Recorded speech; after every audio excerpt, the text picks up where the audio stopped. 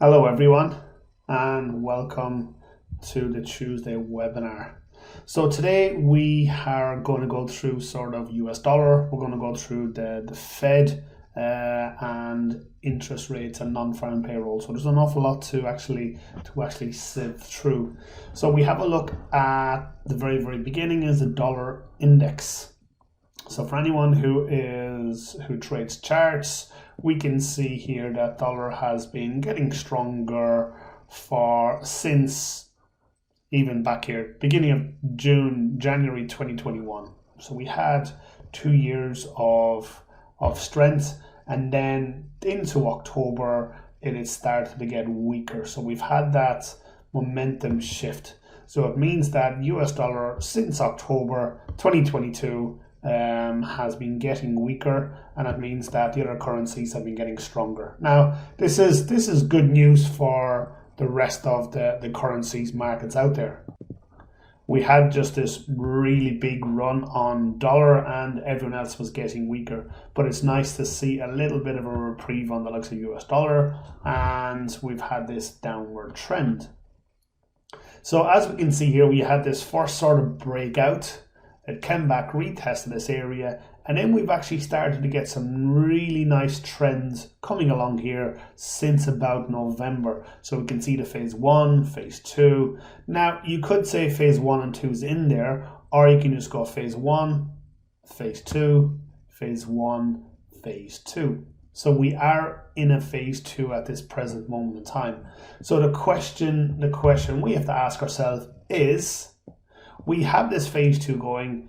Is it going to come back into these areas? And once it comes back into those areas, is it going to drop or is it going to continue going up? They're the $64 million questions.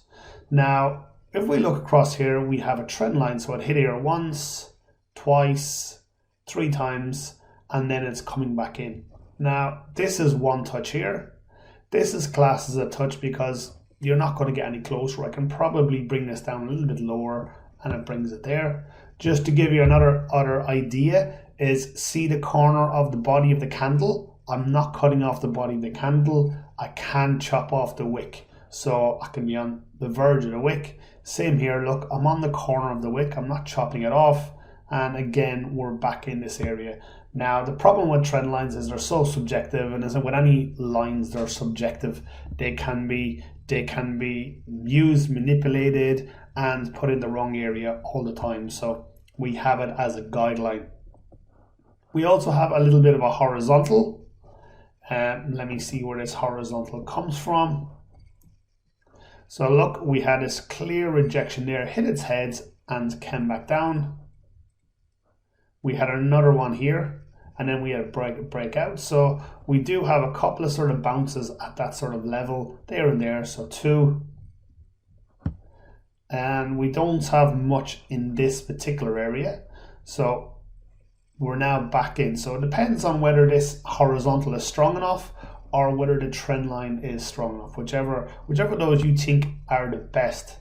Now, in this particular scenario, I'd like to see it hitting both of them, if that makes sense. I'd like to see a high test bar. So to give you an understanding what a high test bar looks like, this is what a high test bar looks like. So it opened here, went up, and came the whole way back down and finished in the bottom 1/3. So I'd like that to happen there. So go up, hit the trend line, and then come down and finish below this horizontal. So that would be the ideal scenario. Now, what could happen is we might get a doji bar, which will be slap bang in the middle. Again, that would give me a sort of indication that the market is indecisive, and at the minute the buyers are there. So we want that indecision. We want to sort of, what would I call it? We want the buyers to get a little bit nervous in this area. So that's what we're looking for. Now, as a general rule, I do not trade in weeks like this. Okay, so we're on a Tuesday at the moment. If we go to the Forex calendar and we have a look at it, so here's today's news. We have CAD news, okay, which is fine. That's nothing. Then we have high impact news here at 3 o'clock on US dollar. Okay, so we've pretty big news today on US dollar, and it's working out what's going on. We're trying to decipher what's going on. Is this already priced into the market? So things we have to work out is there's the previous, that's the forecasted, and then that's the actual. Okay, so they're the kind of things that we sort of have to work out. Previous, forecasted, actual. So if we look at this at 3 o'clock, that was what happened last time, where we expect more people are at higher 109.1, where previously is 108.3. So is it already forecasted in? If it comes in at 109.3 or 0.1, we expect the market to stay the same. If it comes in lower, you'd expect dollar to get weaker. If it comes up higher, you'd probably expect dollar to get stronger. The same with New Zealand dollar. Look, we have unemployment rates, we have unemployment change, so on and so forth. And then on to Thursday. Okay, Wednesday.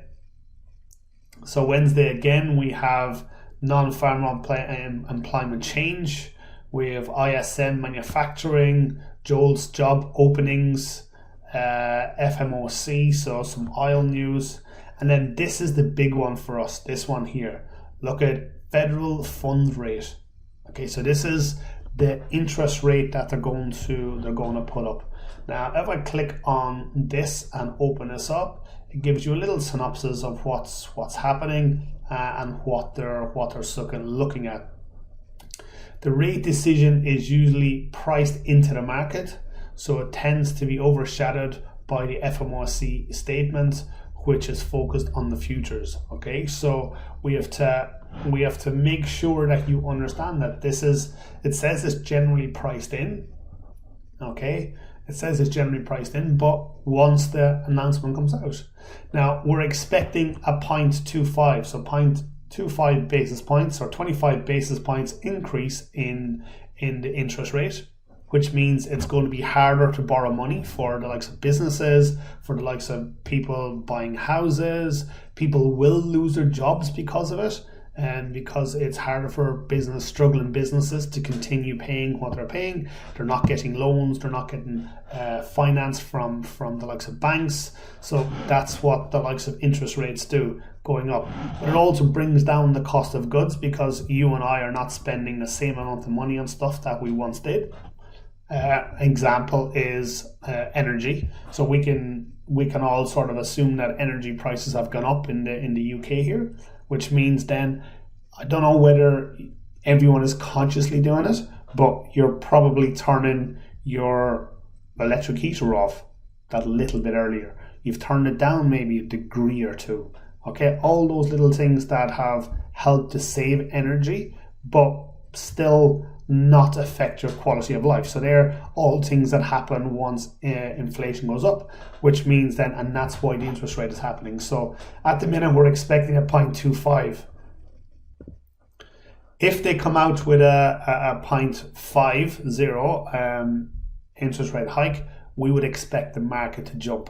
We'd expect dollar to get much, much weaker, and would expect the market to take off, because that is unexpected. But it's highly probable that won't happen. Also, then you have GBP news. So this means, as a matter of fact, this week, dollar till probably Monday next week, I am not looking at dollar. Absolutely stay away from it. We have interest rates on Thursday, and then we have non-farm payroll on Friday.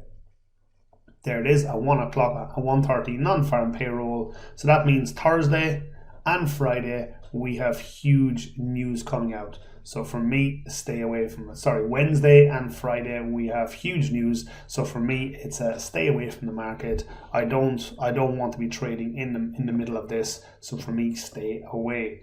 But as we can see, it is going up into a phase 2. It is coming back to these levels. And if it gets back to these levels and are still there on Monday, this could be a nice little position for a short. So depending on what's going on, this is something that we have to keep an eye on. We have to work out what we're looking to do. And if it gets back into this area, then I'll be looking to short this. Now, If you don't want to short the dollar index, which a lot of people don't, you have the likes of gold. So gold has had a nice bull run, and again we're having this phase 2, and we want this phase 2 to come back into sort of this floor. And if it hits this floor, then we're looking to take this trade. If it comes back down into that area, and if it gets into that area, then I'm looking for it as an upside trade. The same with silver. Silver again, if it comes back down to this level here, bounce off that, again we're looking to enter on a second time. But they're the sort of trades that I'm looking at the minute. And the dollar index. So the dollar index is 60% weighted against Euro USD, and again we can see it coming back into this area, very, very similar to the dollar index, but they're the opposite side. So you can see the dollar index coming back there, and once that comes back, Euro USD, you could take a trade as a double bottom on Euro USD to the upside if you expect dollar to continue getting weaker. If you look at the news and what's come out and you expect a dollar to get stronger, then that's a completely different trade. And if you're expecting that, you need a break and retest of this floor. So you want it to see this level, bounce, you want it to break and then retest that floor. That's what we want to see if we're looking at this as a long trade. But my opinion at the present moment is, if it gets into this area in around Monday and it's still around this place, I'll be looking for a long on this position. Okay, everyone, thank you very much. If you want to jump in on the free course on my website, feel free. The link is just below. Make sure you click subscribe or like on the video. Any comments or reach out to me at contact@henry-ward.co.uk. Thank you very much, everyone. Bye-bye.